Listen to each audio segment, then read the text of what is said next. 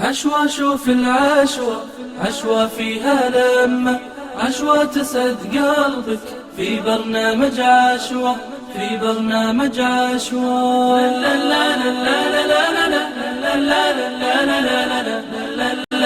Alhamdulillah Rabbil Alamin. Notre futur projet, Inch'Allah, c'est aux États-Unis. Pour faire un peu de da'wah là-bas, il faut qu'on fasse une formation d'anglais.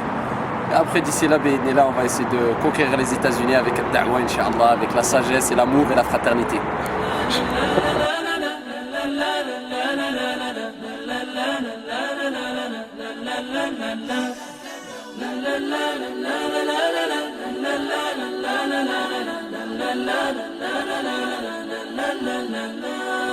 في خير الليالي جلستنا محلاها تجمعنا المحبة.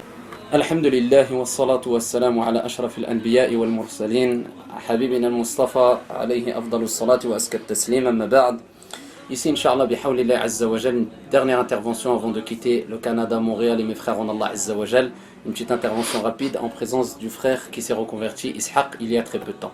Ici, avant tout, je tiens à remercier sincèrement tous les frères et sœurs ici qui nous ont accueillis ici, alhamdulillah, dans cette ville de Montréal et qui nous ont rappelé qu'ils nous aimaient en Allah Azza wa Jal. Fa wa rabbil Ka'ba inni uhibbukum fillahi Azza wa Jal. Et ça, c'est sincère et à toute sincérité. Avec toute sincérité, Allah Azza wa Jal sait ce qu'il y a dans mon cœur. Et on espère bi'idnillah Azza wa Jal que par la cause de cet amour, Allah Azza wa Jal nous réunisse tous et toutes au paradis auprès du prophète Mohammed alayhi afdalus salati wa askat taslim. Innahu waliyu dhalika wal qadiru alayh. Et ça, j'en profite aussi pour passer un message aux musulmans, mais particulièrement aux non-musulmans. Ceux qui se retrouvent souvent dans la détresse, ceux qui se plaignent parce qu'ils ont souvent un manque d'amour, et c'est une des causes principales qui fait que beaucoup de non-musulmans se suicident, et de plus en plus à notre époque malheureusement. Ici qui sont en manque d'amour, on leur invite, ou plutôt on les invite vers cette merveilleuse religion qui propose le meilleur des amours qu'il y a sur la surface de la terre et qui les mènera vers le bonheur non seulement ici-bas mais dans le delà. C'est l'amour pour Allah Azza wa Jal. Al-hub lillah wa fillahi azza wa jal. L'amour pour Allah azza wa jal, l'amour en Allah subhanahu wa ta'ala. Et si cet amour-là, bi'idnillah azza wa jal, vous permettra de goûter au bonheur ici-bas et dans le delà, insha'Allah ta'ala. Nahnu ma'al akh Ishaq, hafidhahullah ta'ala. C'est un frère reconverti qui a toute une histoire, sans rentrer trop dans les détails. Ça, c'est simplement un message aux jeunes, surtout qui sont dans la détresse souvent, qu'ils soient musulmans ou pas musulmans, et particulièrement les jeunes musulmans, qui sont dans la drogue, qui sont dans l'alcool, qui sont très loin, partis très loin de la religion. Ici, nous ne sommes pas là pour juger ou pour dire un tel, il est voué en enfer ou un tel, non, abadan. Voilà qui nous veut redonner de l'espoir à beaucoup de jeunes qui ont perdu espoir malheureusement plus d'une fois. Et surtout dans la communauté du prophète Mohammed alayhi afdalus salati wa askat taslim. Et ici, c'est un exemple concret, walillahi alhamd. Et les exemples qu'il va donner concernant sa vie et son passé, ce n'est pas pour se glorifier ou pour ici rappeler que c'était un homme riche ou je ne sais quoi encore. Non, ceci est interdit en islam.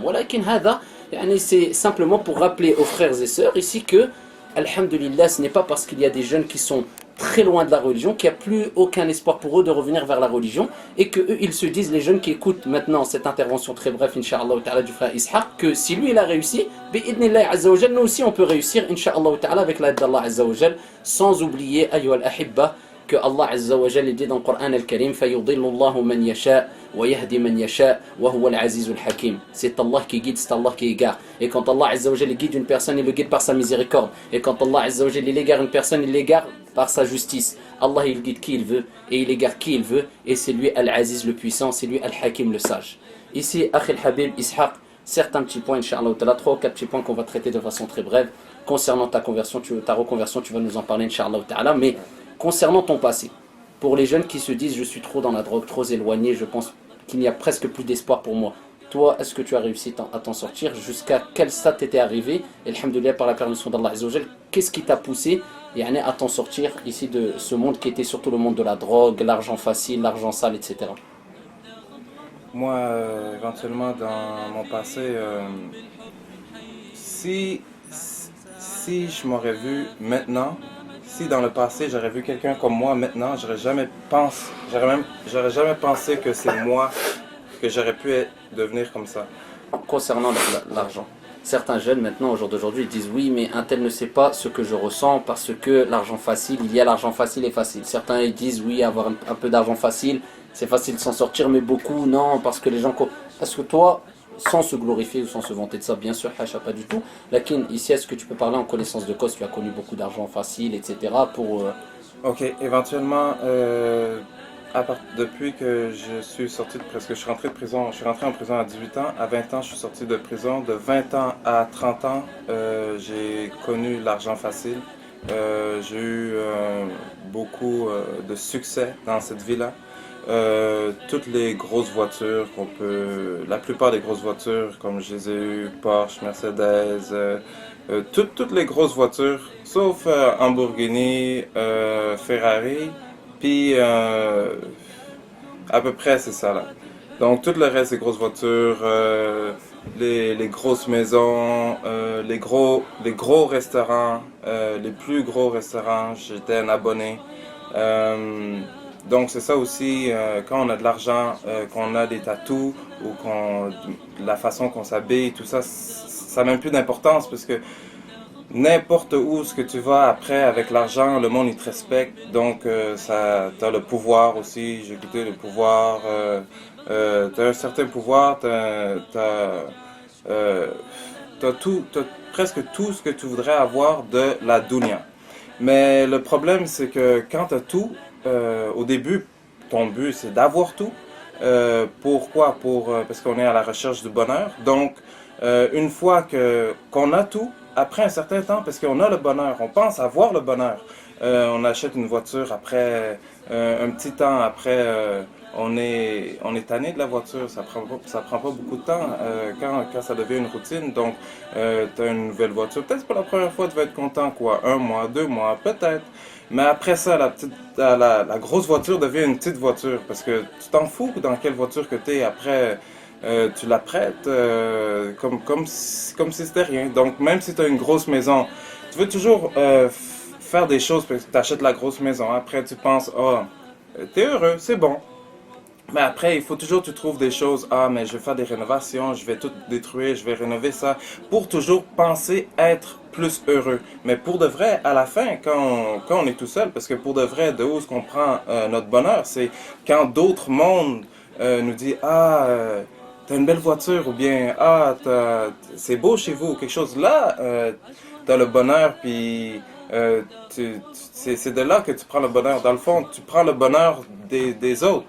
Parce que une fois que tu es tout seul, même si tu as plein d'argent dans tes poches, puis que tu as les grosses voitures, puis tu es dans la grosse maison, même une fois que tu es tout seul, mais tu n'as plus le même bonheur. Là, c'est là où ce que tu réalises que vraiment, il te manque quelque chose. Donc, c'est là où ce que je... Mais depuis aussi, je buvais toujours, je buvais à chaque jour. C'est aussi dans la routine. Donc, quand tu vas au restaurant, c'est quoi tu fais? Tu commandes le vin, le bon. Donc, la drogue, euh, toujours à la recherche du bonheur. Mais qu'est-ce qui arrive, c'est que on trouve jamais le vrai bonheur. L'affaire qui est encore pire, c'est que toute ta vie, t'as pris toute ta vie pour arriver à un tel point, puis quand tu arrives à ce point-là, parce que beaucoup de jeunes dehors, beaucoup de jeunes, eux, ils sont toujours à la recherche du bonheur, ils pensent toujours devenir riches un jour. Ah, moi, je vais faire des choses, je vais devenir riche, je vais réussir, je vais avoir cette voiture-là. Ah, demain, je vais avoir ça. Toujours, ils sont toujours à la recherche de leur bonheur, mais c'est comme une chance parce que pour eux, ils savent jamais s'ils vont l'avoir parce qu'ils espèrent toujours l'avoir. Mais une fois que tu acquéris ça, une fois que tu acquéris qu'est-ce que tu voulais, après ça stagne, ça reste là. Comme tu vois que t'as pas le vrai bonheur. Donc là, tu commences à être même un peu dépressif parce que t'as tout qu'est-ce que tu voulais, même les filles, parce que dans mon passé, j'étais dans un style de vie que c'était normal pour moi d'avoir comme 3 filles qui vivent avec moi chez moi, puis même eux, ils allaient travailler. C'était normal pour moi. Donc, même avec tout ce que les jeunes voudraient, comme parce que moi, c'est ça que je pensais que ça aurait été le bonheur. Donc, même avec tout ce que je voulais, j'ai réussi à avoir tout ça. Et puis même là, j'ai réussi à rester à la recherche du bonheur. Donc j'ai commencé à être dépressif. Et puis à réfléchir comme qu'est-ce que je devrais faire pour acquérir le bonheur, mais pour de vrai, je recherchais, mais je trouvais jamais. C'est juste après Allah Azza wa Jal a fait que je me suis fait prendre. Je me suis fait prendre dans mes business de tous les jours, parce qu'à chaque jour, je vivais 24 sur 24 dans le haram, 24 sur 24 dans le haram, et puis tout ce que ça m'a mené, ça m'a juste mené au contraire du bonheur. C'est un bonheur pour les autres. Les autres, ils m'envient parce que ils m'enviaient, parce que quand ils me voyaient, ou c'est ça, c'est juste quand ils me voyaient, ils m'enviaient. Mais Maintenant, concrètement, là, tu peux parler en tant que personne qui a vécu ces choses illicites en islam. Ce que recherchent tous les jeunes, c'est d'avoir toutes ces choses-là pour, en fin de compte, acquérir le bonheur. Mais on revient au verset coranique où Allah il dit وَزَيَّنَ لَهُمُ الشَّيْطَانُ أَعْمَالَهُم. Comme Allah dit dans le Coran, et Shaitan leur a certes embelli leurs actions. Donc ils font tout ça pour rechercher le bonheur, mais à la fin, tu as trouvé la dépression. oui. Donc en fin de compte, ce n'est pas le bonheur, c'est la dépression que tu as C'est trouvé. ça, c'est un mirage. C'est vraiment un mirage. Et puis, dans le fond, on gâche toute notre vie pour ça, puis c'est rien. Maintenant que j'ai trouvé l'islam, moi je sais, parce que j'ai goûté à ça avant. Donc maintenant que j'ai trouvé l'islam, il n'y a rien. Ça vaut même pas la peine de prendre une autre journée dans... Si vous êtes dans la haram, ça me prend... même pas une autre heure, même pas une autre minute dans cette direction-là, ça vaut même pas la peine. Parce que à la fin, si jamais vous arrivez à votre but, vous allez voir que vous allez être déçu de qu'est-ce que vous allez avoir. Donc, Et les répercussions, il y a des répercussions qu'on le veuille ou non. L'arabe, maintenant, ici comme il y a une parole qui est dite en islam, al-jaza'u min jinsi al-amal. Ici, la récompense est due ici à ce que tu as fourni comme effort. Donc ici, c'est sûr et certain que, alhamdulillah, man taba, taba Allahu alayhi. La porte du repentir est ouverte jusqu'au jour de la justice, tant que la personne est toujours vivante, tant que la personne, alhamdulillah. Mais, malheureusement, il faut que les jeunes prennent conscience qu'il y a quand même des répercussions quelquefois mauvaises. L'arabe, il faut réparer un peu les pots cassés. Par exemple, à titre d'exemple, tu m'avais parlé un peu tout à l'heure de tes enfants que tu as eus de façon illicite, et c'est ce qui est répandu de plus en plus, et les jeunes ne prennent pas conscience, donc ils font un peu tout n'importe quoi, au lieu de prendre la voie licite et de se marier dans le halal, avoir des enfants dans le halal, ici ils ont des enfants un peu partout, à droite à gauche, ils se retrouvent avec des enfants faits dans l'illicite, et pour réparer après ça, c'est très difficile. Tu m'avais parlé un peu de tes enfants, tu peux... ouais, mais la réparer... situation de voir comment, est-ce que c'est dur, c'est pas dur, de leur passer un message en disant que c'est pas facile après de voir quand même des enfants qui ont été faits dans l'illicite et qui tu peux pas les avoir tout le temps, etc. Non, mais c'est ça, c'est de réparer. C'est irréparable. C'est quelque chose d'irréparable parce que je ne peux pas revenir en arrière. Donc, moi j'ai 2 enfants avec 2 mères différentes. Avant l'islam, pour de vrai, j'avais comme but d'avoir encore plus d'enfants comme ça avec plusieurs femmes. Donc pour moi c'était correct d'avoir plusieurs femmes un peu partout puis avoir des enfants un peu partout parce que j'aimais les enfants, mais j'avais vraiment aucune bonne vision du futur. Mais maintenant, dans le fond, que je vis plus dans un rêve, je vois la réalité que mes enfants, premièrement, le choix de la fille, c'est très important. Et puis, dans l'islam, comme j'aurais vraiment aimé avoir connu l'islam avant, mais vous, si vous avez la chance, pour de vrai, faites des recherches sur l'islam si vous n'êtes pas musulman. C'est juste une religion de paix, une bonne religion. Et puis si vous êtes musulman, sérieux, vous ne savez pas la chance que vous avez, prenez vraiment votre chance. Parce que j'ai de la misère, moi, même si c'est juste pour mes enfants, j'ai de la misère à avoir mon fils. J'ai de la misère à avoir ma fille aussi.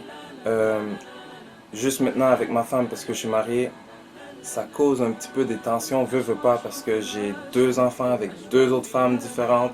Et puis en plus, avec mon style de vie d'avant, ces 2 femmes-là, c'était des femmes qui faisaient des choses que normalement les femmes normales font pas. Donc, c'est dur aussi pour moi maintenant d'essayer de donner une bonne éducation à mes enfants quand que leur mère, c'est le contraire. Donc,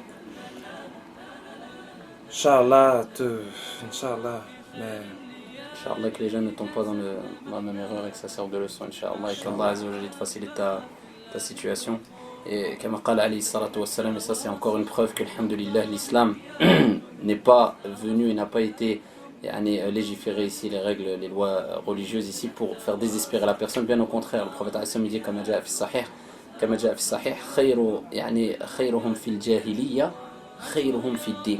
Les meilleurs d'entre eux dans le paganisme avant la religion, c'est-à-dire dans le haram, ça sera les meilleurs dans la religion. Les savants, ils ont dit quoi? Ils ont dit c'est ceux qui, quand ils étaient dans le haram, ils avaient des qualités, et quand ils sont rentrés dans l'islam, ils ont utilisé ces qualités, mais pour l'islam. Le prophète, il a dit à 14 siècles, ça sera les meilleurs, et ceci est prouvé, alhamdulillah. Ce n'est pas un hadith pour inciter les jeunes à faire le haram, mais pour leur donner espoir, leur dire, regardez, Allah Azza wa Jalla, le prophète alayhi salam vous rappelle que quoi?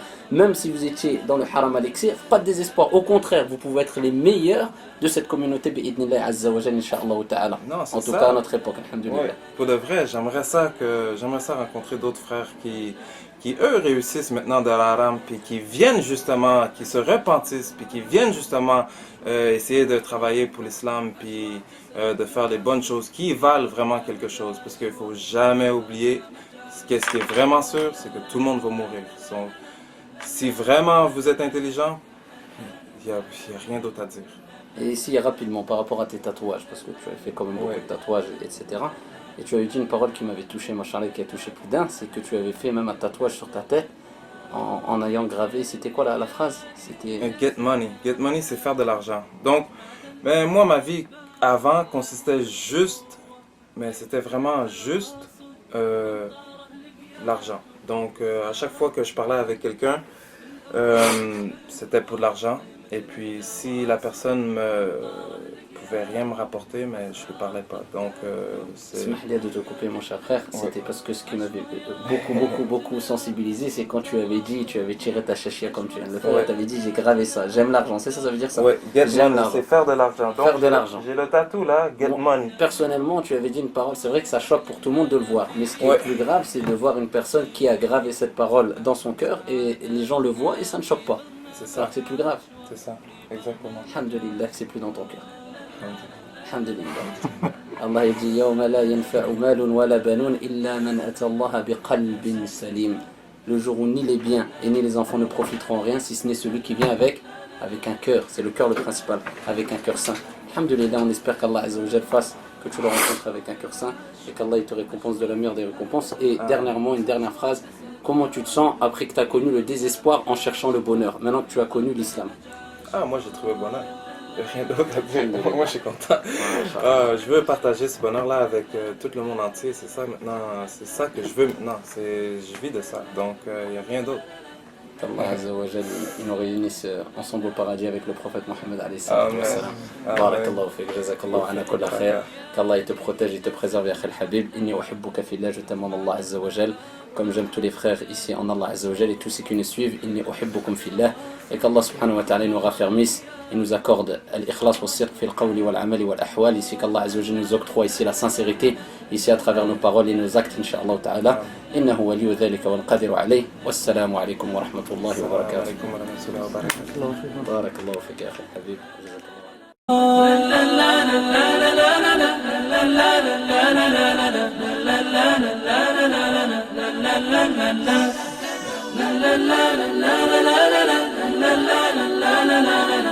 الله